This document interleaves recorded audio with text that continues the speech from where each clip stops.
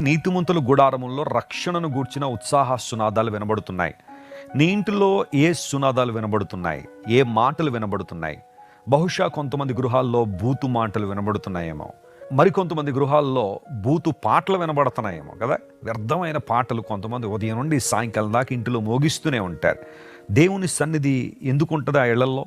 పరిశుద్ధాత్మ దేవుడు ఎలా నివసించగలడు ఆ ప్రాంతాల్లో? పరిశుద్ధమైన వాతావరణం నీ ఇంట్లో ఉన్నప్పుడే దేవుని నామం నీ ద్వారా మహింపరచబడుతుంటుంది. నీతిమంతుల గుడారములలో, గుడారం అన్న చోట టేబర్నేకల్ అనే మాట అక్కడ వాడబడింది.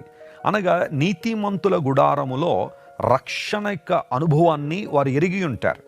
దేవుని రక్షణను గురించిన అనుభవాన్ని నువ్వు తెలుసుకున్నప్పుడు, అనుభవ జ్ఞానంలోనికి వచ్చినప్పుడే నీ ఇంటిలో ఉత్సాహ సునాదాలు వినబడతాయి.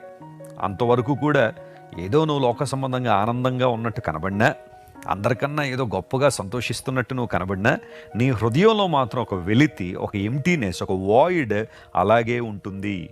ఏది కూడా నీకు సంతోషాన్ని ఇవ్వదు కొనొక స్థానానికి వచ్చిన తర్వాత. కానీ ఎవరైతే రక్షించబడిన కుటుంబాన్ని చూడండి, అందరూ కలిసి దేవుని స్తుతిస్తుంటే పరిశుద్ధాత్మ దేవుని సన్నిధి అక్కడ బలంగా పనిచేస్తుంటుంది.